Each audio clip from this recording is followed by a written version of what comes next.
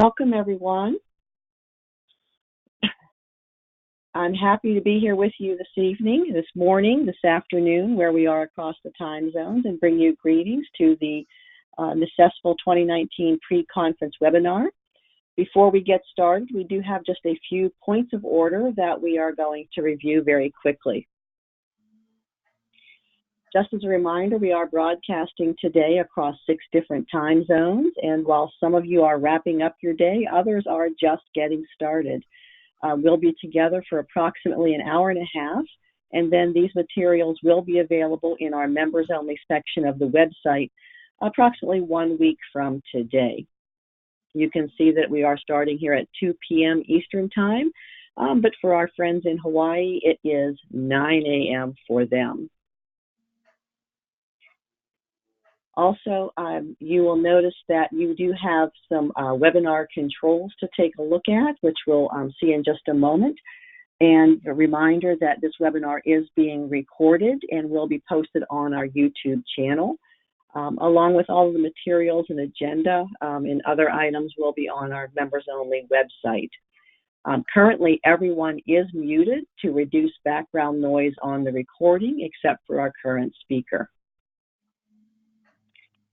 So as you start your GoToWebinar, you will notice that you have a control panel on the right side of your screen. You should be able to see something a little similar to what you see in the picture on the slide, but it will vary depending on the browser that you're using.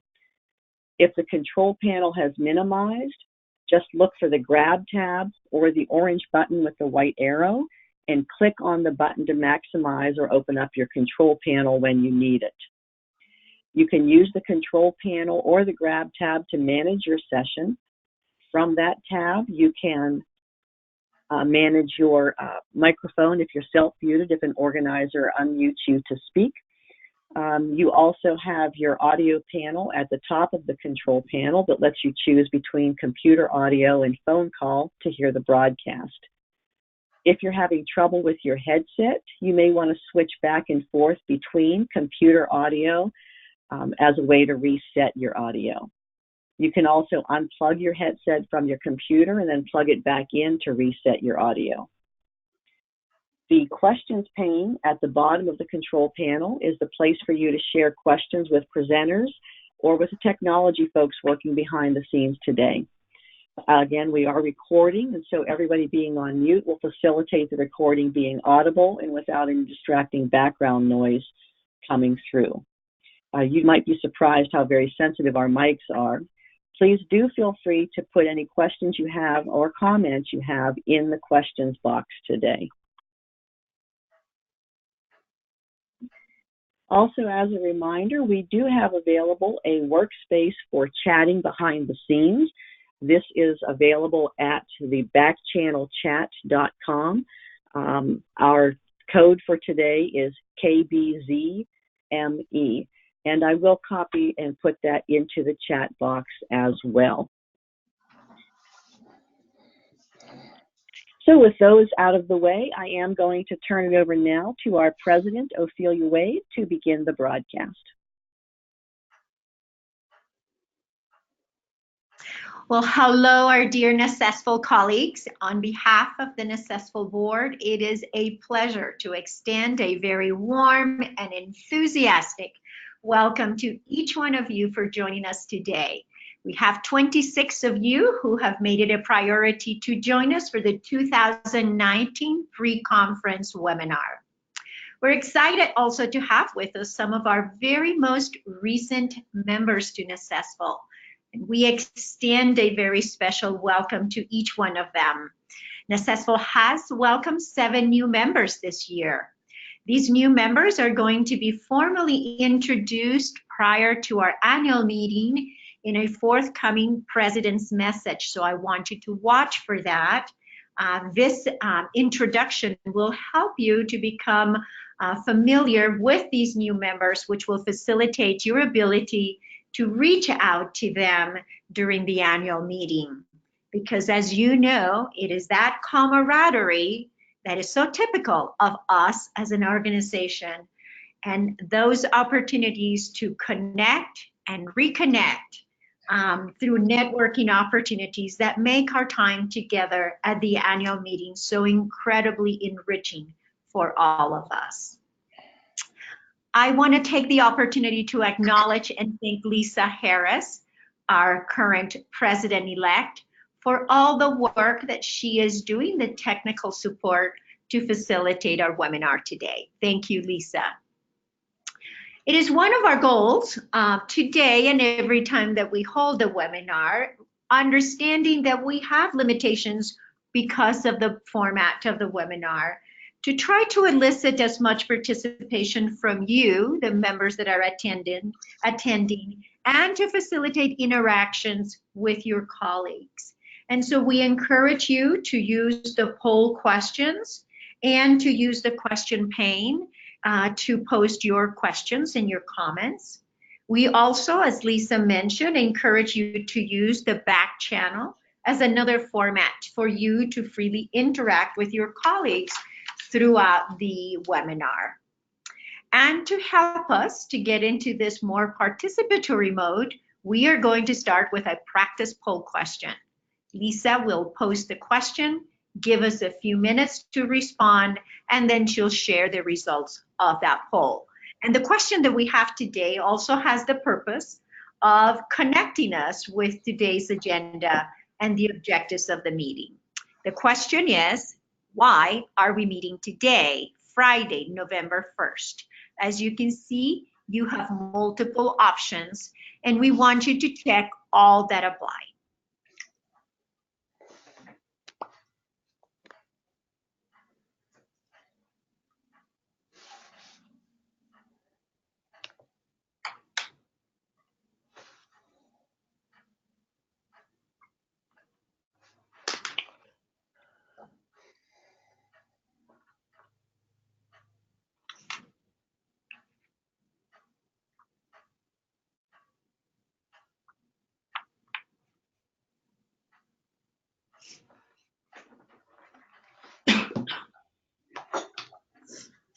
Thank you, Lisa. Well, it looks like we're in business because it looks like most of you have come to a meeting where you're expecting all of the above options to be covered during our agenda, and that is exactly the case.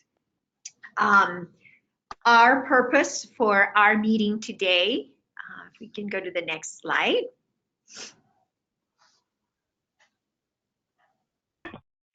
Beautiful, thank you. The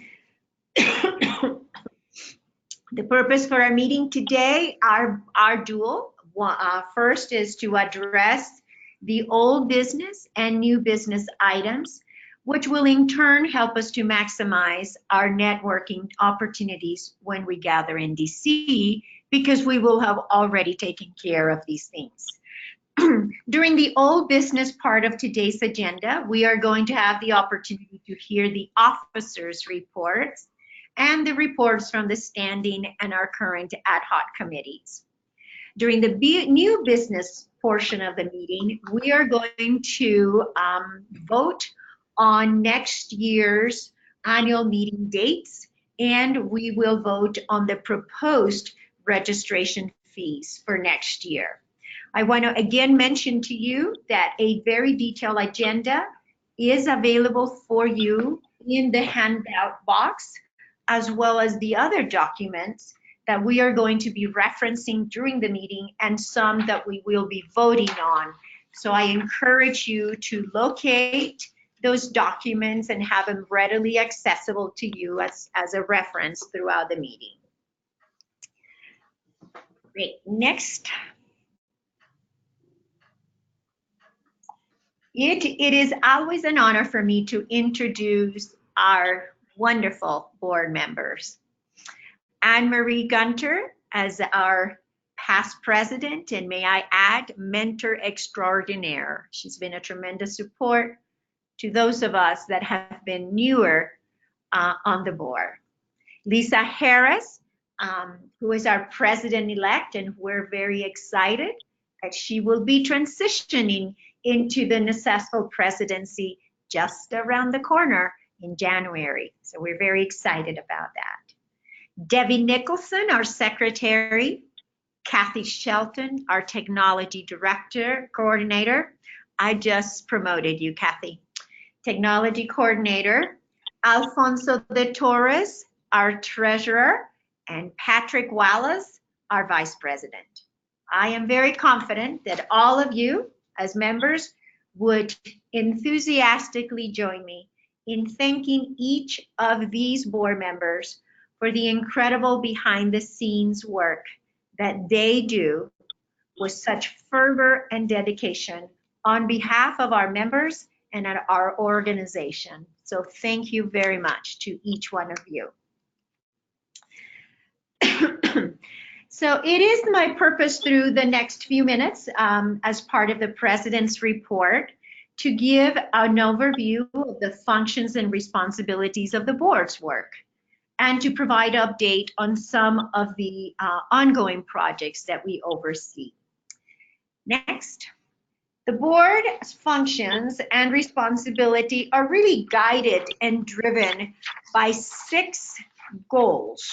And as you can see them posted here, these goals truly do shape the content of our monthly meetings and the content of the work sessions that we often add in order to adequately plan for such things as our annual meetings and professional opportunities.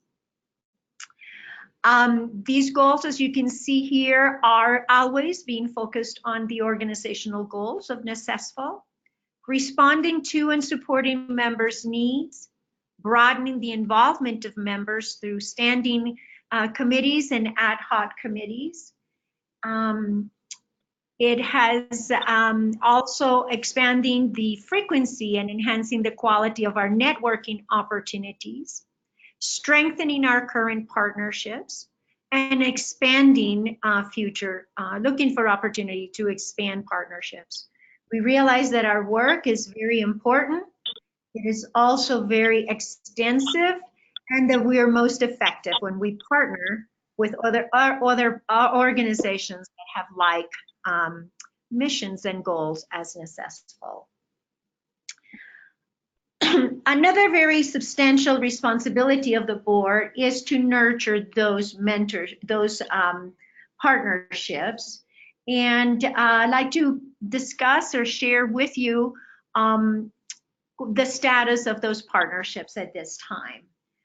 Our strong and long-standing partnership with ACTFL is ever growing. This partnership provides us with some great benefits, such as enabling us to have facilities every year during the around the ACTFL conference to host our annual meeting, which I know is of great value to all of us. Through the NACESFL ACTFL MOU, we have formally committed to jointly work to promote the effective use and implementation of the can-do statements in the field, and to look for ways to support effective implementation. The MOU also serves to protect NACESFL's authorship in the drafting of the 2.0 can-dos statements and NACESFL's intellectual property of the LinguaFolio trademark. On the other hand, NACESFL actively supports ACTFL by reviewing conference proposals, which many of you help us to do, by participating in the planning of the Assembly of Delegates, in collaborating on publications and in and initiatives that promote languages. We also enjoy a very collaborative relationship with our sister organization, the National Association of District Supervisors for Foreign Languages, known as NATSFL. We work in tandem with NATSFL to partially plan many of the activities that we participate in during the annual meeting, which have 2 purposes: the joint planning and as well as creating opportunities for us to have meaningful interactions with our NATSFL colleagues through such things as joint breakfast, joint lunches, receptions, and other activities that you will hear about today. Another of our very valued partners is the Joint National Council for Languages, or JNCL. Brandy Ma, my colleague from Utah, is our current delegate. In this role, she attends the annual Advocacy Day and also has the responsibility for sharing timely updates with the members that come to us from JNCL. At times, JNCL will ask us for data or input that will inform the drafting or negotiations of new legislation that they are promoting, or will ask for an accessible organizational endorsement when they kick off an advocacy initiative. NACESFL is very proud to nurture another partnership with the Leadership Institute for Language Learning, LIL. NACESFL is an organizing partner, which means that one of our members serves on the planning and in the implementation of the Summer Institute for the purpose of developing leadership capacity in our emerging leaders. This role also gives us the opportunity to nominate one of our emerging leaders from our organization to be part of a cohort that is selected every other year. This year was a great year for us because Lisa Harris served as the organizing partner, and we were also privileged to be able to nominate Lavinia Rogers from Maine as the NACESFL Emerging Leader. We also share a very extensive and multifaceted partnership with College Board and HANBON. However, I am going to save that update on this partnership to be shared by Anne-Marie later on as part of her past president report, because she has been very highly involved in supporting this particular partnership. Likewise, we share a very productive and forward-thinking partnership with CASEL from the University of Oregon. And again, Ruda Kuwait will be reporting on our most recent collaborative work with CASEL as part of her LinguaFolio report. That's a lot of work, but for us as a board, we strongly feel that our most important responsibilities revolve, Lisa, if we could go to the next slide, revolve around being receptive, responsive, and supportive of your needs and priorities. Some of the ways in which we fulfill these responsibilities are displayed here on this slide.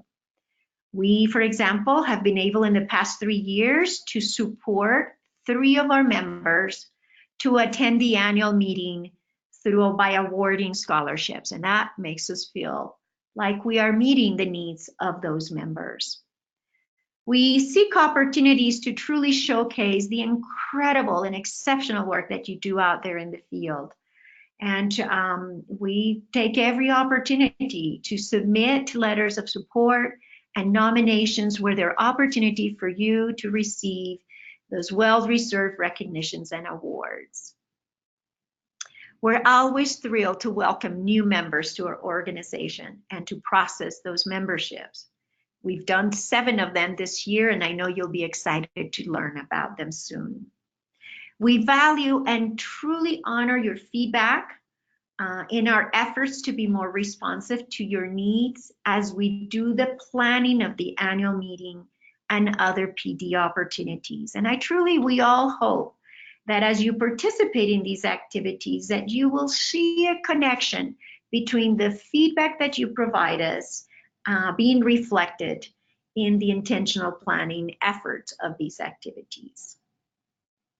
We maintain the forum and the listserv in an effort to enhance the communication and sharing of resources and practices among our members. We also seek opportunities to strengthen NACESFL by capitalizing on the breadth and the depth of the expertise of our members. That's you. So we look for opportunities to involve you in leadership opportunities across the organization. We have intentionally worked with committee chairs to be mindful of the makeup of our committees so that the diversity of our membership can be reflected. And particularly since we've been very lucky to have lots of new members in the past 3 years, that we quickly engage those new members in enhancing our organization through the talents and expertises that they bring with them. A very important resource that Necessful takes responsibility for maintaining with your support are the state reports. These state reports come very handy at times as we're doing our work as a great reference for us and even for others within our context of work. These are some of the more prominent ways in which Necessful tries to respond to your needs and priorities, and we continually seek your feedback to let us know how well we're doing that and where we can improve. Next. Now comes the fun part. Now it's time to be thinking about our time together in Washington, D.C. next month. In multiple ways, the 2019 annual meeting is going to be a little bit more unconventional, and there will be opportunities for us to experience many first experiences together. For example, this year we have added a Tuesday morning session, which appears to have quite a nice group of participants already registered. But that was intended to make up for the time that we're losing on Thursday because of the changes with the Assembly of Delegates. And also something that is new is that Tuesday morning session is going to be an off-site meeting, something that you have brought up to us in multiple feedback forums before. And so I think like we're doing it, we're finally doing it, which is exciting. And this was perfect because it gave us an opportunity to capitalize on some of resources that are very specific to DC. And that just seemed like a perfect match. In this case, we're partnering with the National Geographic Society. Necessful's 60th anniversary is going to give us the perfect opportunity to celebrate in a very special way in a Jubilee Gala that we hope will be one of the highlights of our time together this year. We are going to venture a little bit more into a more organically structured on-conference session on Wednesday afternoon, which we hope will prove even more rewarding and enriching as our last experiment last year. We are partnering with CASEL to host a DC-based language scavenger activity on Thursday between the ACTFL Advocacy Day and debriefing sessions and the President's reception. And Julie and Stephanie will be meeting with us on Wednesday in DC to give us all the details of this fun opportunity that we will also be able to do jointly with our NASFL colleagues. And finally, in our efforts to respond to your feedback, we have tried to arrange our sessions around the top priorities that came through in the last survey. And for you, those were addressing the state standards, because many of you have been involved or are involved in the process of writing and establishing your state standards. Again, a top priority for you is provide you with quality collaborative time and also the opportunity to learn from each other from the regionals or through the regionals initiatives that many of you have successfully implemented in your areas.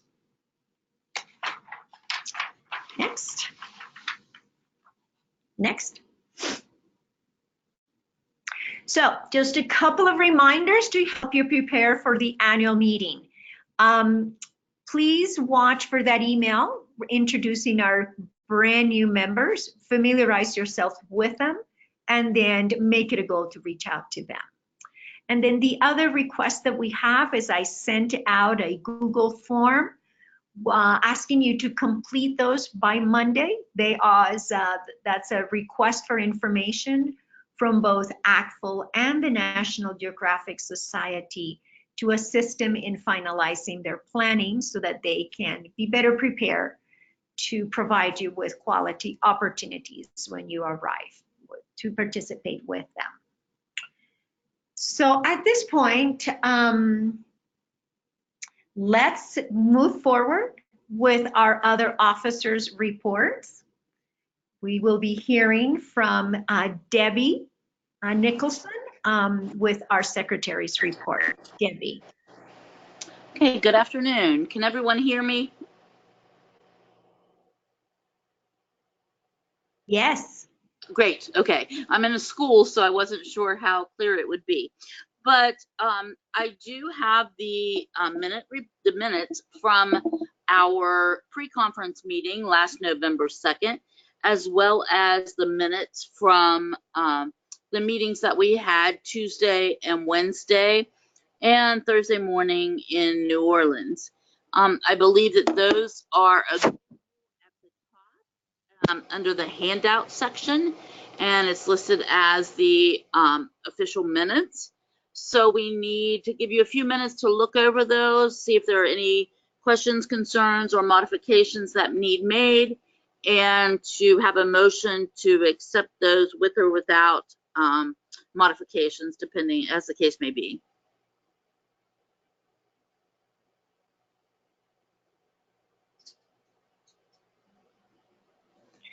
So, and as with our other handouts, if you need a copy to review, they are in the handout section of your control panel. You can download a copy there to review. You also should have received them in your email this morning.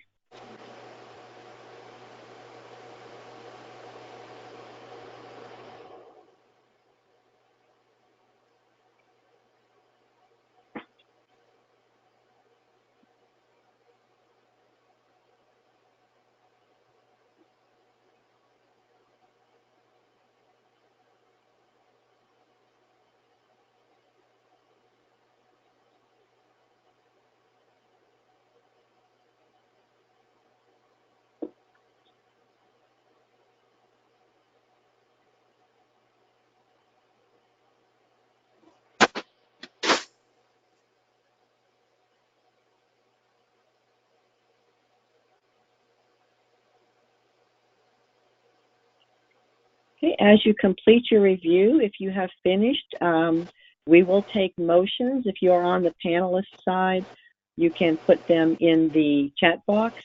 If you are on the attendee side, you can type a motion into the question box, just as a motion to approve the minutes.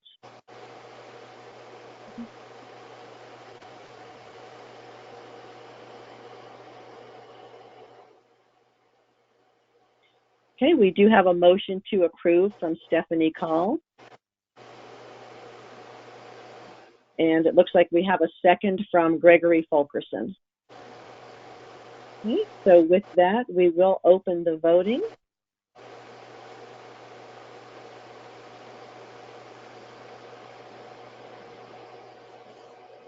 And if you will use your selection to vote on your choice of approving the minutes.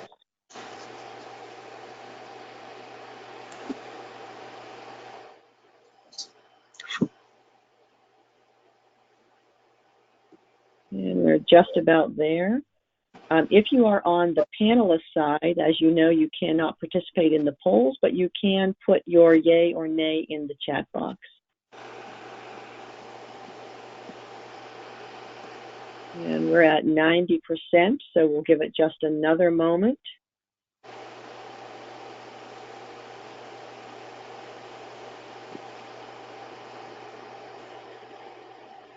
And we are at 100%, so I'm going to close the poll. And we will share out the results. And Debbie, are you able to see the screen? I am. Okay, so you can see that you have received a yes of 86% on your motion for approving the minutes as presented.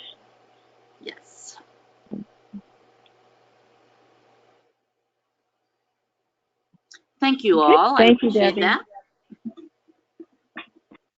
Okay, next up, we do have the report of the treasurer.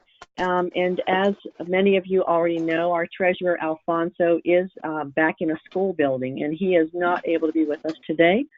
So I will be presenting on his behalf. In the handouts box, there is a copy of the treasurer's report, which you can also see a little bit smaller on the screen as well. You'll notice that in the treasurer's report, we have our standard reporting items. We have a very healthy balance in our accounts of almost $125,000.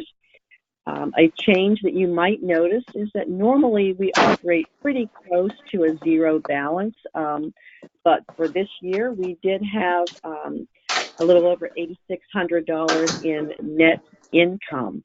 The reason that we showed such a positive income this year is that our partnership with College Board invoices were processed over 2 different fiscal years, and part of the one from last fiscal year was actually received and posted on this fiscal year.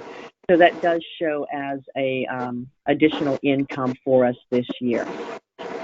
You also may note that when we have our treasurer's report for next year, that balance may show lower than normal because of receiving the College Board payment for next year in this fiscal year.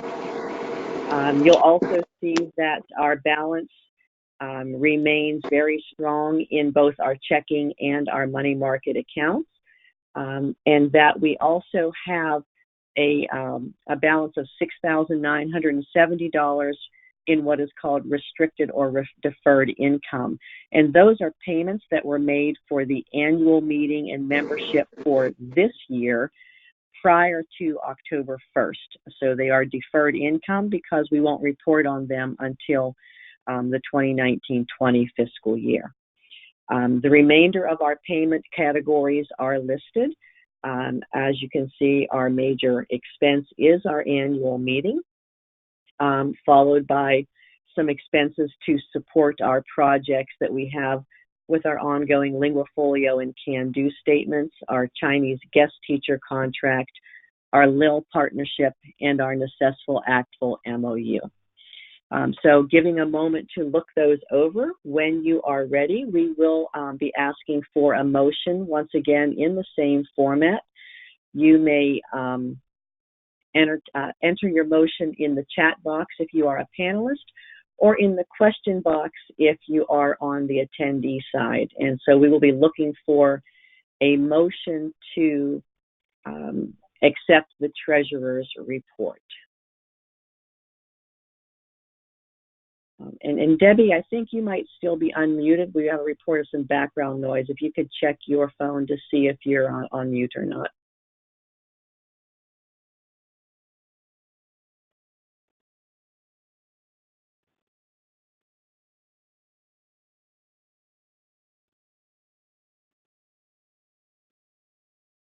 Okay, we have a motion from Kathleen to accept the treasurer's report. Do we have a second?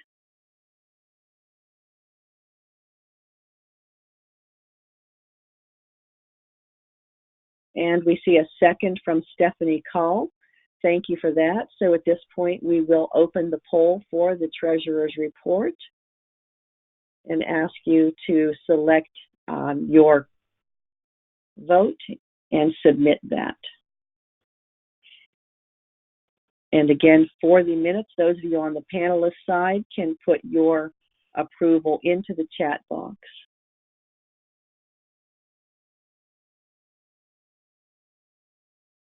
And we're almost there.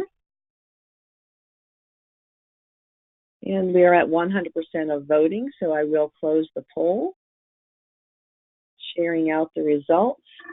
And we do have an 82% approval and an 18% abstaining. Just as a reminder, those abstaining are our associate members who do not participate in the voting.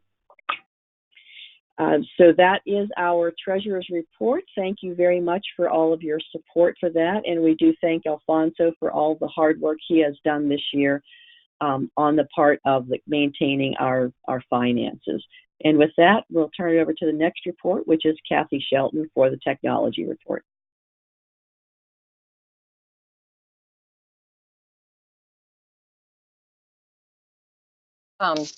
Do you have this? Are you going to put the screen up, Lisa?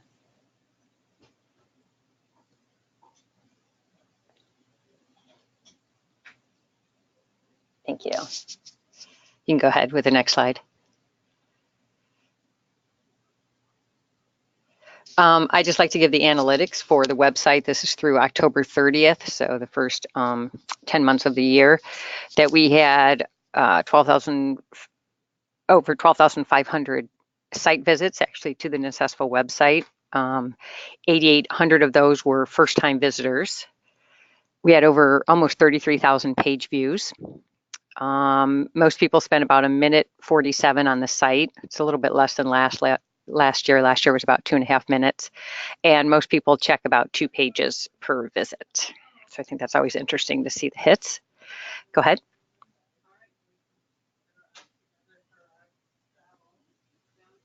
The top 25 pages, this tends to be pretty consistent, that the can-do statements usually almost equal about 1/4 of the hits that we get.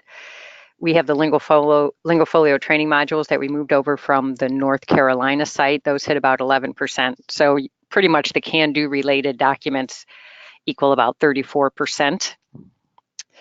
And then the state report pages are usually the top. That's usually the number 3 at 6%. So that's pretty consistent throughout the year. I give these every month at our board meetings, and it's pretty consistent.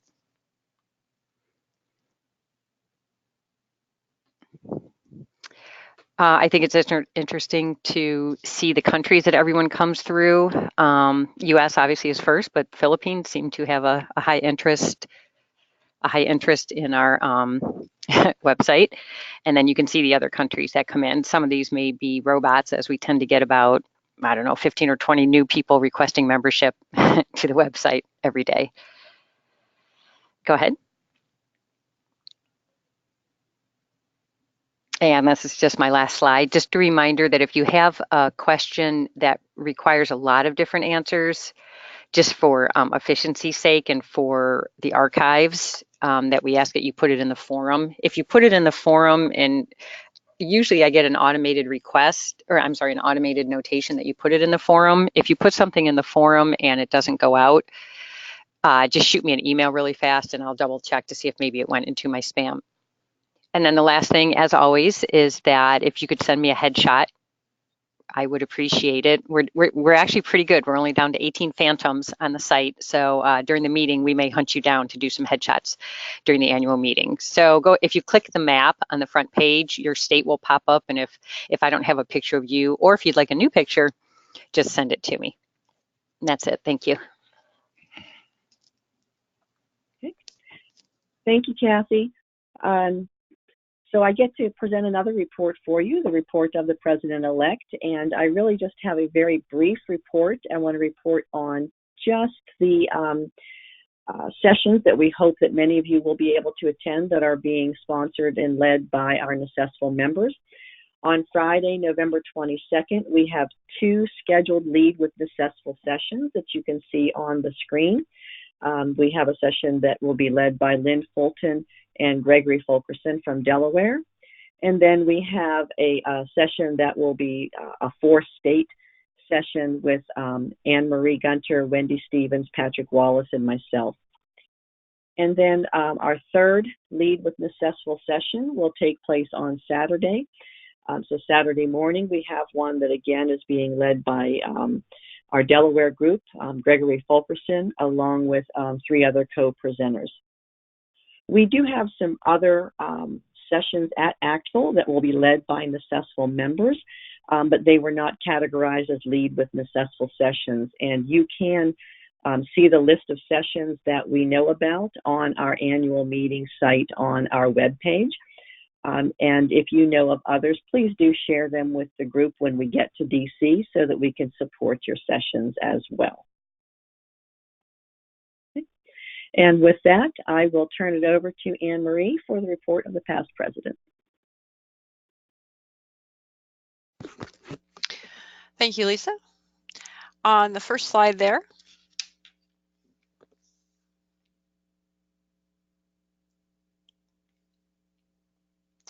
I wanted to share with you some of the things with our Chinese Guest Teacher Initiative in 2019. As Ophelia mentioned, this is a partnership we have with College Board, and specifically with the Chinese Language and Culture Initiatives group at College Board. We work with them throughout the year on a variety of things with this initiative. So the first thing we do, that actually started in December of last year but continued into February, is we have Necessful members reviewing host institution applications. These are districts or schools that are wanting to receive a Chinese guest teacher through this program with College Board. You see the 10 states represented. That was an excellent turnout for us. And we do try to tap members who haven't done this before, but who would like an opportunity to review those applications. And there is a set process and training that goes with it for those of you who are new and might be interested in this opportunity to serve professionally. We also try to reach out to Necessful members whose states are receiving Chinese guest teachers to get them to review those applications because they know their schools the best. They can make good recommendations regarding that. But also it's a good chance to get familiar with the schools and districts in your state who have guest teachers, in this case from China, although we get guest teachers, as we know, from a variety of locations around the world. The 10 on the list who are highlighted in blue are those Necessful members who also went on to do the teacher candidate interviews actually in China. So they traveled to China in March of 2019, as it says, and interviewed a variety of candidates. When we do that, our Necessful members are paired with someone from the College Board, and some of those interviews are also conducted in Chinese. So the individual interviews we have with candidates are done in English, but there are group interviews done in Chinese. So from those groups then, from the host institution applications, as well as the teacher candidate interviews, teachers are selected and placed in school districts and schools across the country as part of our work. Our work doesn't stop there though. Once we're chosen, once we've chosen the teachers, we then continue on by having Necessful do professional development or PD and feedback to our new guest teachers.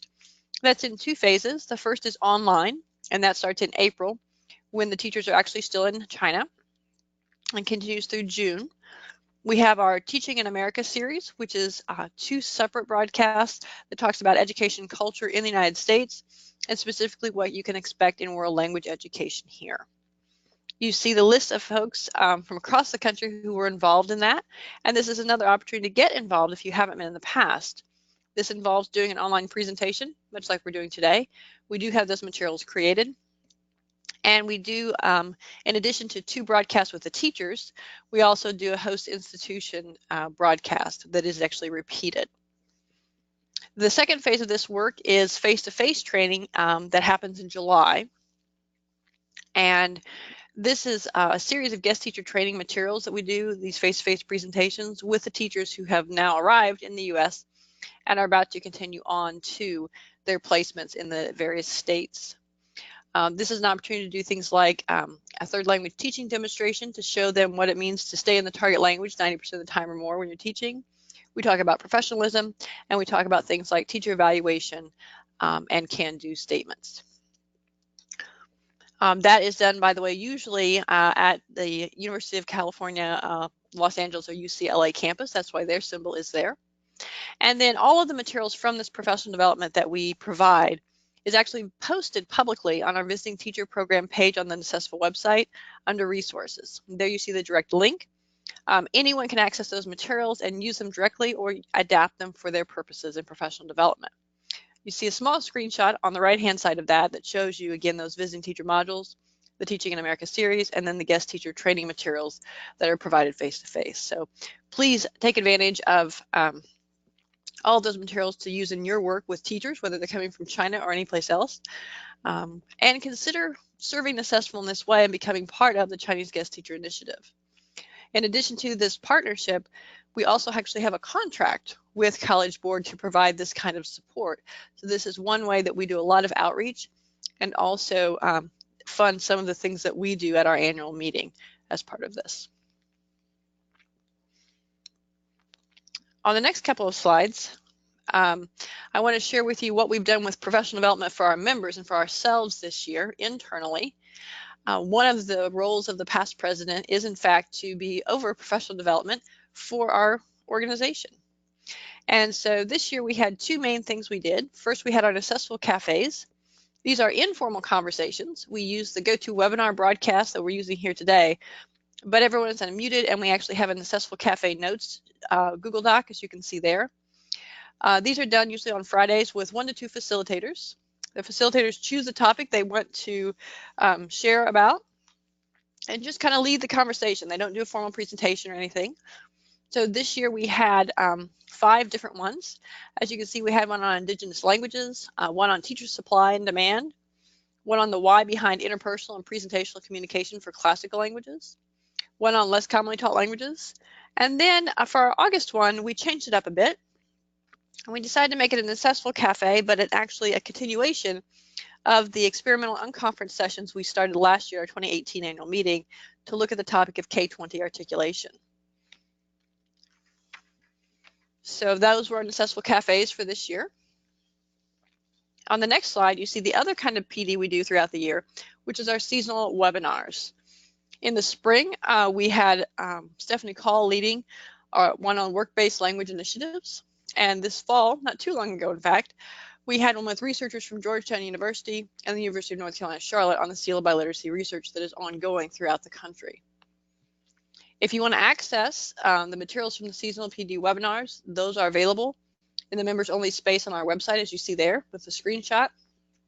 And you can log in and get those materials for your review or your use in some way in your own work.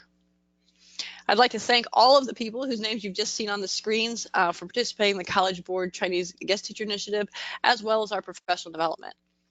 It's important that we give to each other in the form of professional development and also give back to our organization with things like the Chinese Guest Teacher Initiative. That makes us ever stronger and helps all of us learn more about what's needed in world language education.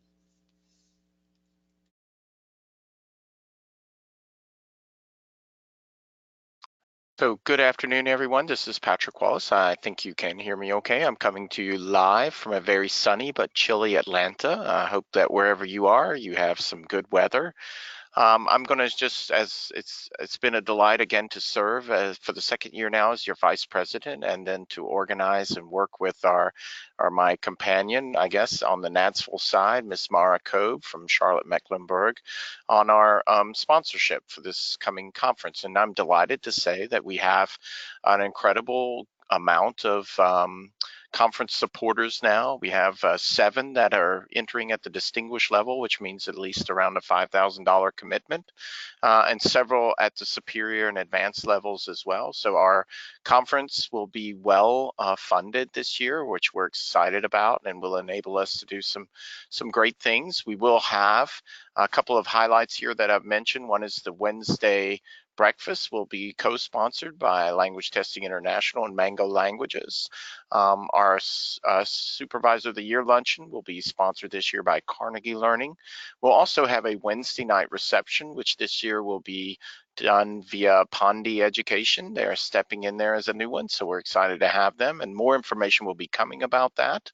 And then also the Thursday night reception, as always, by Avant. And again, I will just say that it's been an incredibly good year this year, and we're extremely excited to have such strong sponsors support for this year's conference.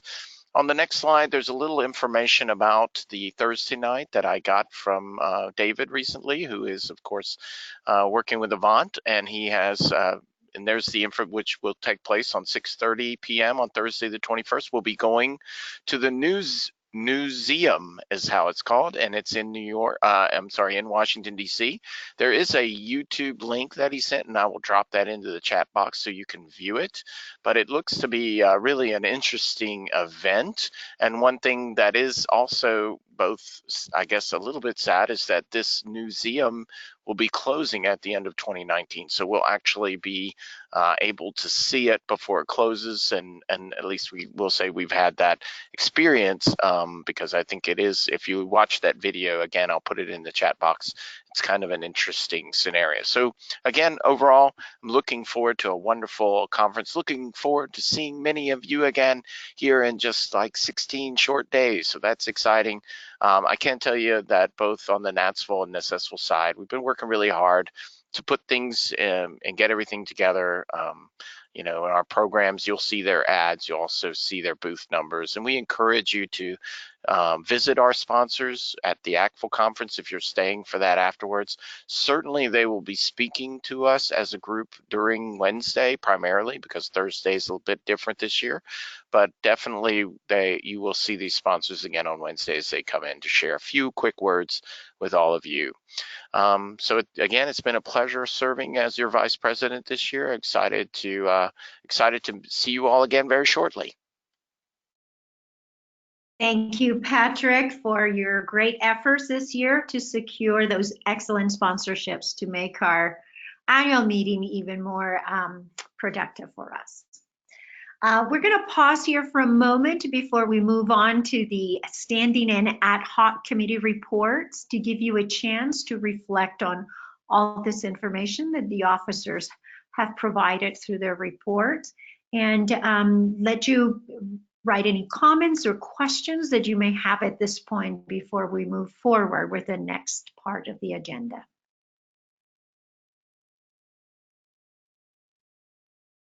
And Lisa, will you check for any comments or questions that need to be shared? I will.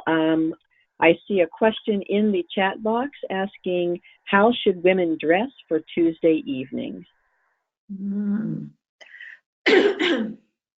Wow, that all depends. No, I'm just kidding. We have established a recommendation for semi-formal attire.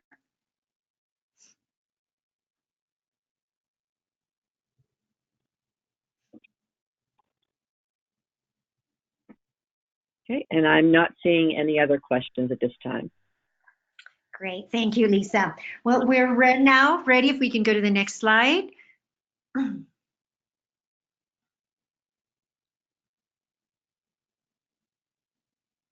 We're ready to hear from our current standing committees and our ad hoc committees. Today we'll be hearing from our nominating committee, bylaws committee, our Linguafolio committee, our professional resources committee, and then we'll also be hearing from our Jubilee committee and our state supervisor of the year committee. So we'll move forward and we'll start with our bylaws committee. I believe Ryan is doing that for us.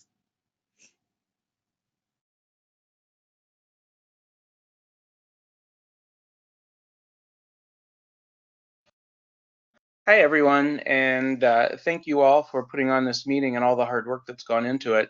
The Bylaws Committee report is fairly short this year. I'd like to begin just by recognizing the members of the Bylaws Committee. Working with me this year were Terry Hammett, retired from the Louisiana Department of Education, David Nance, our colleague who was formerly with the Arkansas Department of Education. You may or may not know that David left his position and that he and his family have moved to Madrid, Spain, where he has enrolled in a graduate program at a university there, and we are all missing him. Sherry Quinlan, retired from the New Jersey Department of Education. Don Rittershawn, retired from the Maine Department of Education.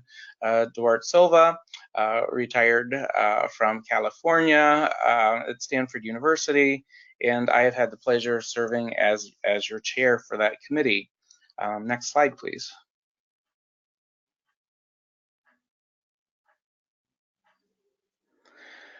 We had one action that the committee undertook this year, and that was at the request of the Necessville Executive Board. There was a request made by the board for the committee and the membership to consider adding an additional membership category to those already existing in our bylaws. This was for a lifetime membership category.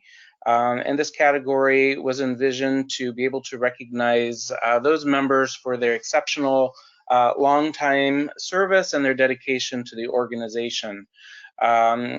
As is the case with all of these bylaws issues, we spend a lot of time going back and forth. There are many, many drafts involved with a lot of people weighing in. It's kind of a laborious process, but ultimately very satisfying, because each time we embark on a bylaws change, I feel like our bylaws become stronger and clearer and better. And so I'd like to thank the members for their work, and also I'd like to thank all of the members who took time to vote. The motion to add the lifetime membership category was approved overwhelmingly by our membership earlier this year. That change has been incorporated into the bylaws document, and you can always find our bylaws posted on the Necessful website. If you click the About button at the top of the web page, that will take you to information about Necessful, and then one of the left-hand menu choices is our bylaws. You click on that tab, it will bring up a viewable version of the bylaws and a viewer pane, and you also have the option of downloading a PDF version of the bylaws. If you ever have any suggestions for bylaws changes, those can be either directed to myself, to a member of the bylaws committee, or to a member of the executive board. We are always looking to make our document a stronger, clearer, and more useful document to all of us. So if you have any ideas or you see the need, please feel free to share with that in the future. And then just a little reminder, and you've already heard this reminder earlier, regular SCA members, retired SCA members, and lifetime SCA members, once we have some of them, are all permitted to vote on any votable issue before the organization. We always ask our associate members, our retired associate members, and we'll be asking our lifetime associate members to refrain from voting and ask them to please abstain anytime that there's something up for a vote before the organization. And that is my report. Thank you very much.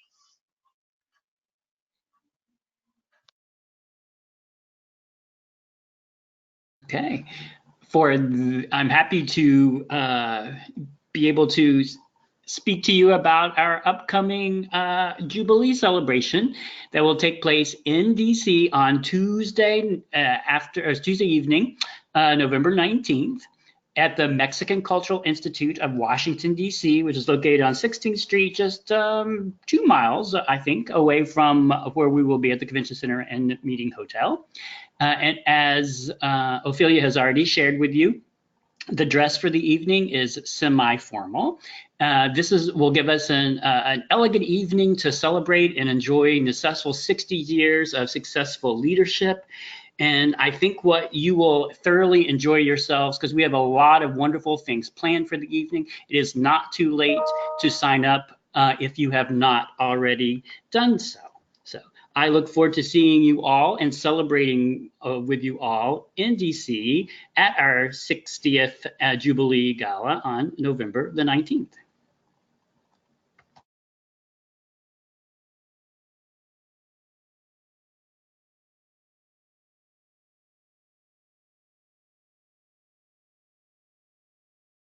Ruta, are you ready?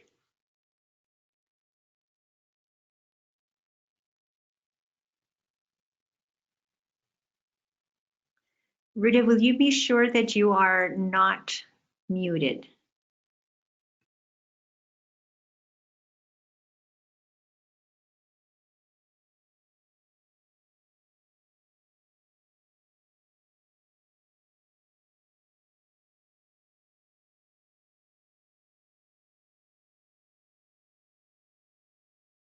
And I do see that Ruta is having a small technical issue. She is trying to fix her sound.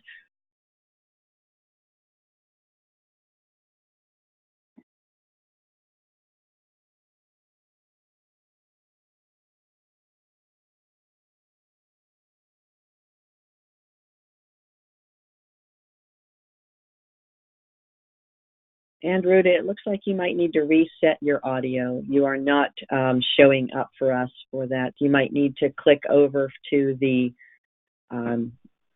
telephone, back to the computer again, or plug and unplug your headset.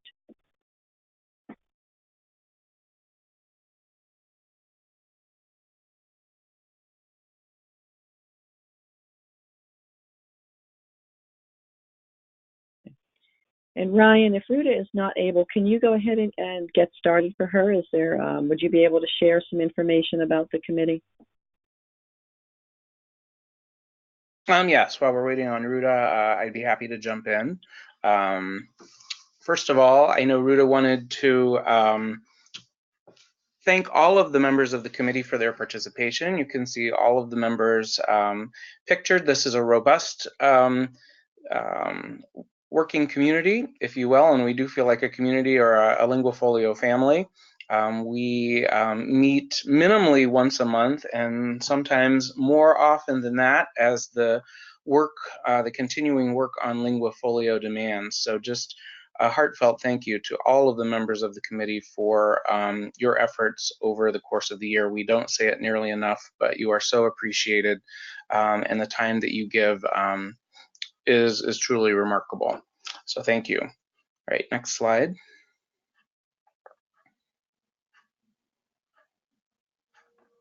All right, so in terms of our agenda for this year, you can see it laid out here, January through the end of October, where we just finished up. For the first part of the year, we were working on conceptualizing the documents that we had kind of shared with you in outline form at last year's annual meeting. And we were also working on ideas around fundraising. In particular, we have been kicking around the idea of reaching out to celebrities and other potential donors who are multilingual, multicultural, or who we know appreciate multilingualism. And so that was the beginning of the year. During the period of March through May, our team was working very diligently on 8 primary documents that will be based on the 4 stages of the goal setting and reflecting cycle around which Linguafolio is being redesigned. 4 of those documents, one for each focus area, will be directed towards educators or learning facilitators, and the other 4 documents will be specifically for learners who are using Linguafolio as a guide for language learning, intercultural growth, and for personal reflection and self-assessment of proficiency. In June, many of you may have attended the webinar that we held where we were sharing updates of our work up to that point. So thank you all who joined us on that day. And then most recently, later in the summer and the beginning of the fall, we were very pleased with David Nance and with Stephanie Knight, who worked as a team using an animating program called Vyond to create a series of animated videos that are kind of part of the user-friendly materials that will be part of the new Linguafolio. And we hope to actually share a couple of those clips with you during our Linguafolio update session at the annual meeting. We've also been working very diligently on final edits to those 8 key documents that we've been working on, and I have to say that everything is coming along rather well up to this point. As I mentioned, we will be sharing those finalized documents with you for comments and your feedback at the annual meeting, and we'll also be sharing our next steps around fundraising, the continued redesign of Linguafolio, and when we might actually get all of these new materials rolled out. So it's all very exciting. We've been working on our presentation for all of you, and we look forward to robust participation on the part of the membership to provide us with feedback and make sure that what we are doing aligns with your vision of Linguafolio. And then we also are very pleased to announce that we will have a new memorandum of understanding going into effect. In fact, I think the plan is to sign that memorandum of understanding at the annual meeting as part of the Linguafolio session. Correct me if I'm wrong. And this will be a new memorandum of understanding between one of NACESFL's longtime and very dearest partners, the Center for Applied Second Language Studies at the University of Oregon, and NACESFL. And I believe Ophelia and Julie will be officially signing that document in front of all of us at the annual meeting. And Ruta, are you with us?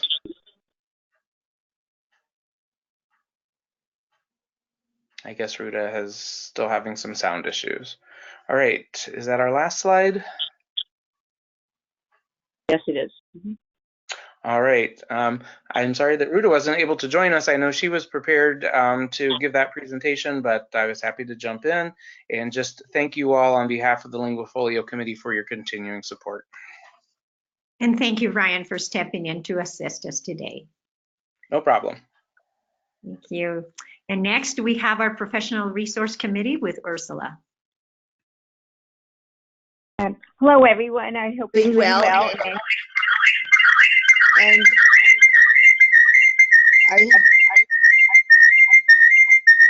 I am having some audio.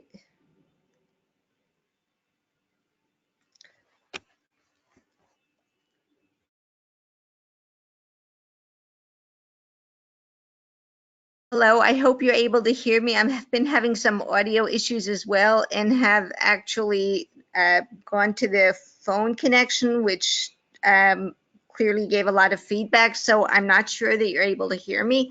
But if you are, I just want to add my thanks to everybody who's been doing such hard work on behalf of the annual meeting. And I know all these things take an awful lot of time.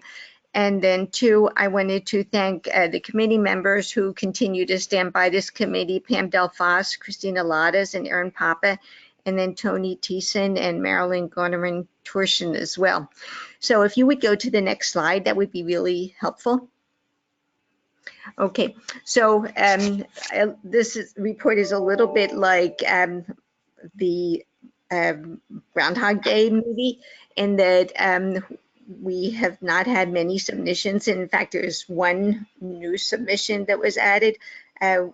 I am here again to plea for any contributions, and I know that everyone is working very hard specifically on a Linguafolio, but perhaps after the meeting there might be information on standards and that would be useful to others who would be able to then use them in presentations or in professional development they're doing.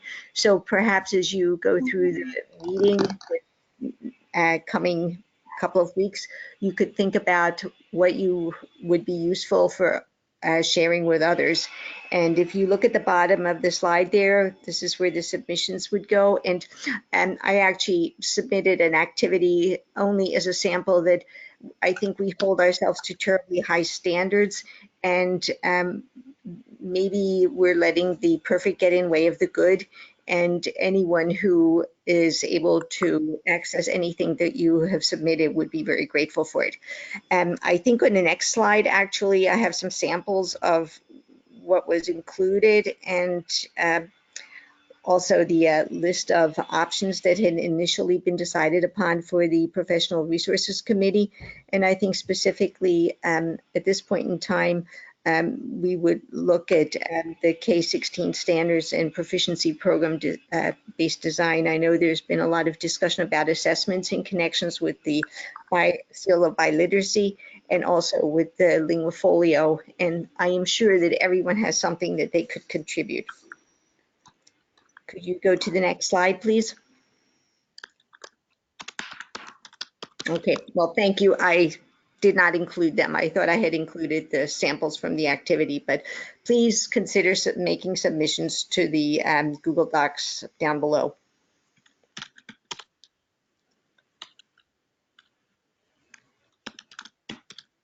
Thank you, Ursula.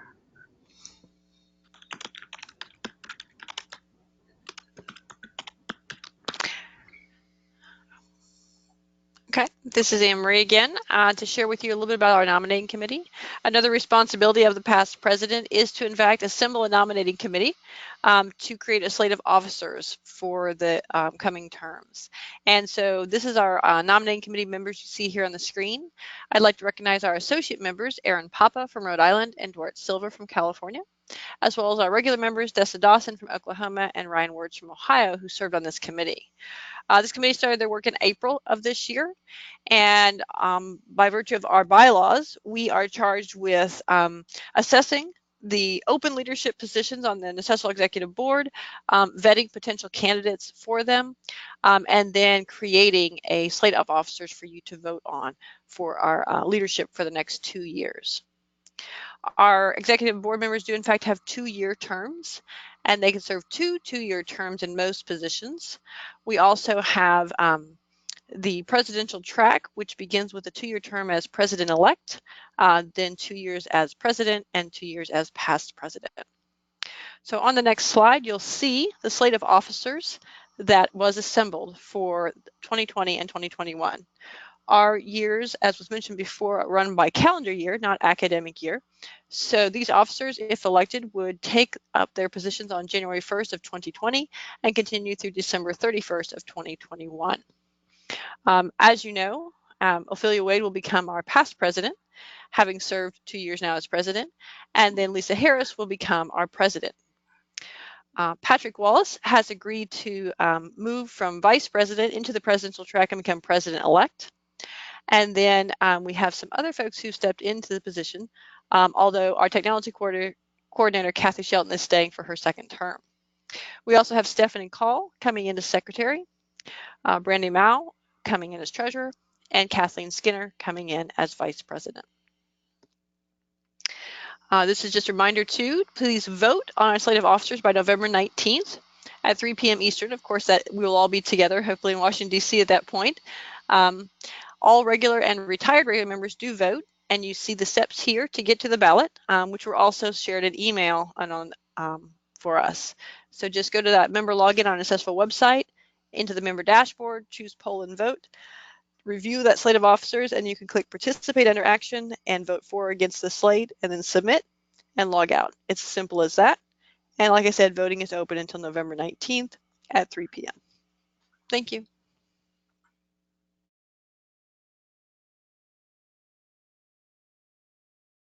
All right.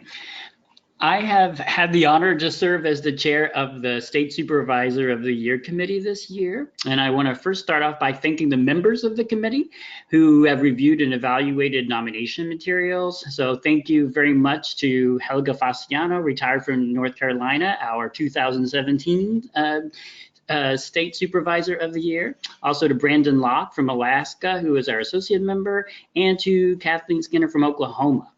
The 2019 State Supervisor of the Year will be announced during the awards luncheon that is scheduled for Wednesday, November 20th in DC. So make sure that you're there to find out who will be our next Supervisor of the Year. Thank you very much. Thank you very much to each one of you, of the chairs of our standing committees and ad hoc committees, for those thorough reports. We're going to take a little pause here. We hope that you have been using the back channel. Also want to make you aware that the back channel will be available for you to continue these informal interactions while we are in Washington, D.C. So this will be an additional enhanced way of connecting with each other. And I wondered if Lisa can take a peek at what's been going on in the back channel and just give us an idea of how much activity we've had using this tool today. Sure. So in the back channel, there's been just a couple of messages. One from Lynn talking about the museum. So while it's closing in its current location, that she believes they're looking for a new space to move to in DC. So a little conversation around the museum on that space. There's not been a whole lot of other activity that I see on the back channel. We do have a question pending in the question box. And that is from Stephanie, wanting to know, will there be a group transportation available for the Jubilee as well as for the off-site meeting Tuesday morning? No, there will not be. We will need to coordinate our efforts and Uber over and do that in smaller groups. It is not very far, but considering the traffic in DC, it would be a good idea to allocate sufficient time to get there, to get to the Jubilee by 6.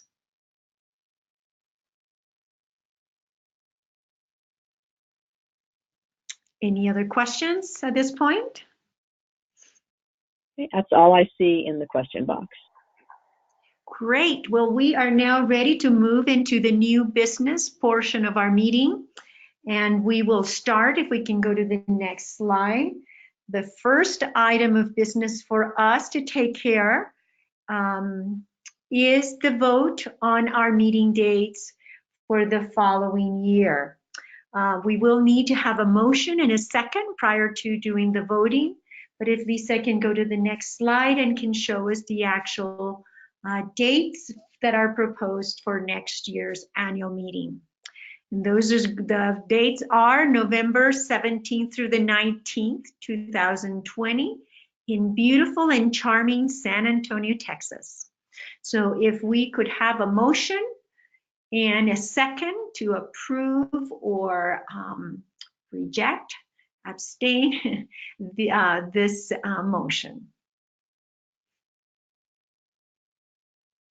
And again, you can type your motion into the chat box, and I see that Ruta has done so. So we have a motion waiting on a second, and we have a second from Gregory Fulkerson. So I am going to launch the poll.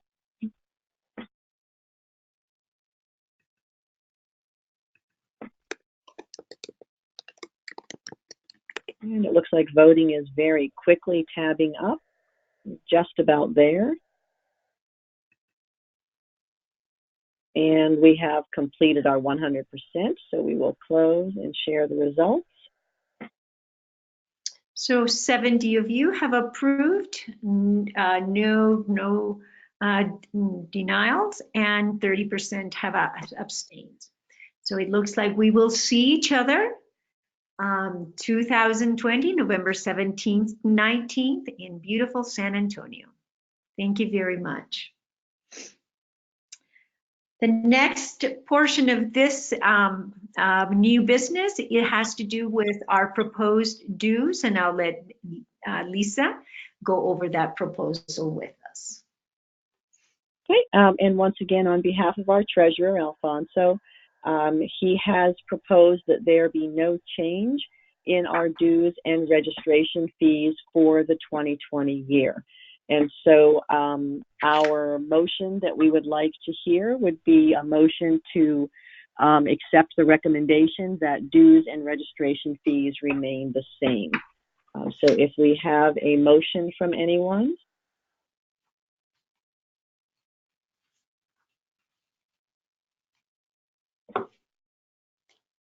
And again, you can put that in the chat box for the panelists or in the question box for the attendees. I have a motion from Lulu Buck and a second from Stephanie Call. And so we will go ahead and launch that vote.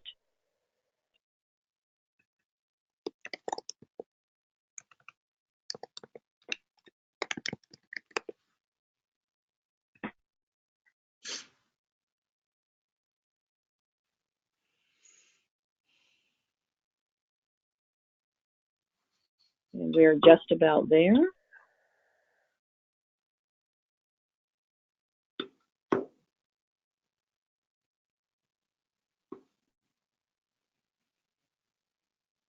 And if you could make your selection in these final moments here.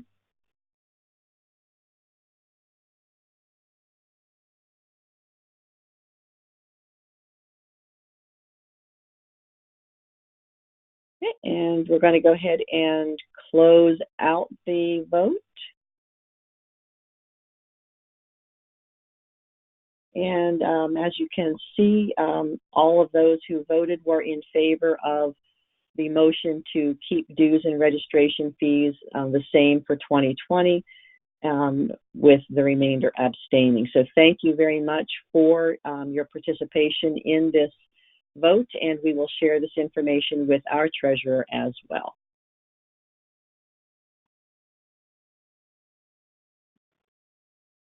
Okay, and the last item that I will be sharing with you is a call for our 2020 sessions. Although I know we have not yet even attended our 2019 session, it is time to start thinking ahead for our long-range planning for our time together in San Antonio.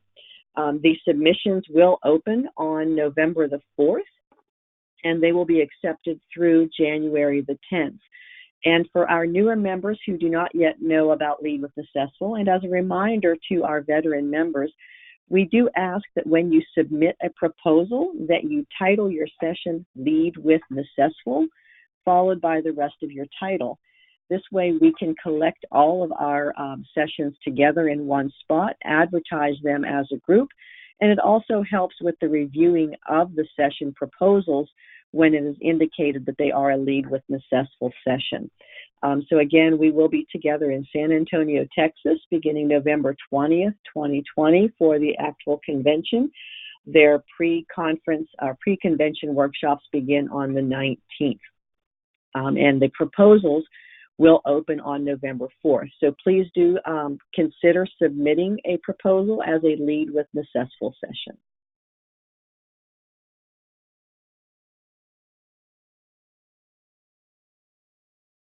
All right. As we're thinking about our activities at the annual meeting, one of the things we get to have is a Nacessful booth in the exhibit hall during the actual convention. And this is literally the last task of the past president to coordinate. And so I wanted to share with you on the next slide that our booth is in the exhibit hall where you see the green star. We're in booth number 441, and we are, as always, near to our sister organization, NADSville, and several other organizations regionally. And so, as you may recall from last year, we have the opportunity to take turns sitting in the booth, but also connecting with each other and using that time to network with each other about any topic we'd like to discuss in more depth with another Nacessful member, while at the same time answering any questions that come up from Nacessful. About Nacessful. And so we man that booth and then take any questions and get the opportunity to chat with each other. So on the next slide, you'll see kind of what this looks like. We went to having the booth as literally a networking booth or a hangout, if you will. So people take turns. We go by the actual schedule of sessions. And so we have a schedule that we sign up for times to be in the booth when we're not presenting or something like that, and then list topics that we want to share about. So you see there the actual schedule in the middle. I wanted to share with everyone that based on feedback from last year's booth sitters, we will have a new map to share. And you notice that there's a map spread out on the table to point people in the right direction for who their state supervisor is, or to answer questions about what Nacessful does in case that state doesn't have a state supervisor and needs information like a job description and so forth, which we have on hand in the booth. So there's a new map to share. Really all you have to do when you're sitting in the booth is answer a few questions about who and where we are across the United States, and then you get that opportunity to talk with other Nacessful members about any topic of interest. So think about how you would like to be in the Nacessful booth, what you want to talk about. And I'm going to go ahead and put into our chat box for our organizers and panelists, as well as the back channel, a link to that Google Doc, the bit.ly link to that Google Doc, so that you can see the times to be in the Nacessful booth and can also sign up for those times that work best for your schedule. We always encourage everyone who's a Nacessful member and is staying for the actual convention to take at least one slot in the Nacessful booth so that you can kind of see what's there. You can answer any questions that come up, and you can give yourself the gift, if you will, of time to talk with another Nacessful member in the booth with you. We do also encourage people to sign up who already have regional collaborations or partnerships with others here in Nacessful, because that could be a good planning time for you to work together as you're looking at your next year. So please take a look at that and sign up on the Google Doc. If you have any questions about the booth, just let me know. Thank you. Thank you, Anne-Marie, for that, all of that preparation. I do think the booth is a wonderful place to go there with a colleague and catch up, or as Anne-Marie mentioned, plan together on a project that you're collaborating on. So it's a really nice spot to spend time with your colleagues. So we hope to have lots of you signing up. It is that time of the meeting that we are wrapping things up with a few reminders. Lisa, if you could click, I think these are animated, so we'll bring them one at a time. Just a few things to help you be fully prepared to take advantage of our meeting in DC. First of all, please be aware that our complete program will be available starting on November 12th. On our NACESFL Weebly 2019 annual meeting link. You'll want to peruse that before you get to DC so that you're fully familiar with that agenda. Remember that the ticketed meals are for sponsored events, and this year it will also include the Assembly of Delegate breakfast, which will be held at the Capitol Visitor Center. For you, just again, a reminder, and I think you've received some information on this already, but it is very new, it is very different, and I want to make sure you are understanding how that Thursday is going to flow. On Thursday, instead of attending the traditional Assembly of Delegates, we will be meeting early morning around 7 o'clock in the lobby of the Marriott Marquis Hotel to register for the event of spending the day at the Capitol. We will be bused there. When we arrive at the Capitol, there will be a breakfast and there will be some debriefing informational sessions. And then after lunch, which will be on your own, you will be directed, those of you that are able to participate, to meet with your legislative delegations from 1 to, there's a block of time there that they'll give you. And then you will reconvene back in this visitor center to do some debriefing of your experiences during the day. And that agenda will end at 3 o'clock. Reminder again that we've sent a Google form for you to provide some information to ACTFL and to the National Geographic Society, information that they've requested to finalize their planning. Please remember that certificates of attendance will be available. Since we will have a full day schedule, we will be looking at providing you hours for the morning and the afternoon sessions on Tuesday, as well as the Wednesday and Thursday sessions that you will be attended. So want to make sure that you have access to those. This year, because we will not be meeting on Thursday, Kathy will release the evaluation survey, the annual meeting evaluation survey, at the end of our meetings on Wednesdays. We want you to take the opportunity to respond to that survey as close to the meetings as possible so that we get that fresh feedback right after you've experienced the activities that we have intentionally planned for you so that we can be better informed for next year. With that, we come to the last item on this meeting, and that is the formal adjournment of our meeting. And for that, we will need a motion and a second.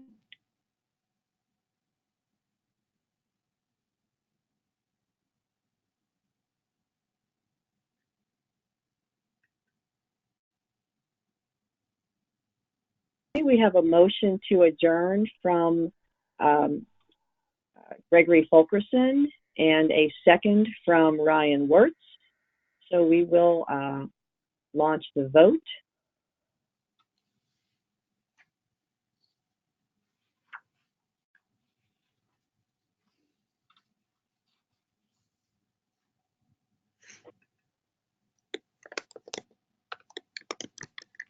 And Looks like we're just about there.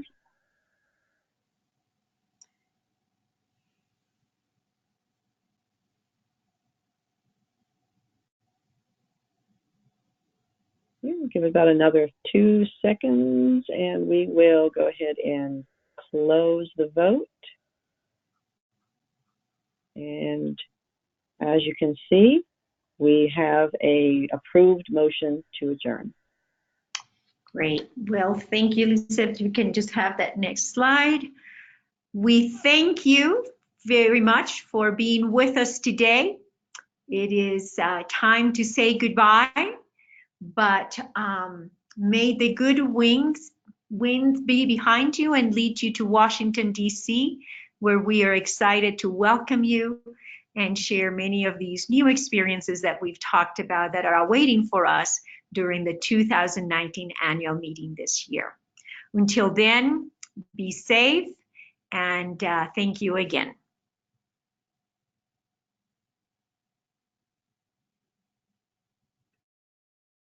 Okay, I am going to go ahead and stop the recording.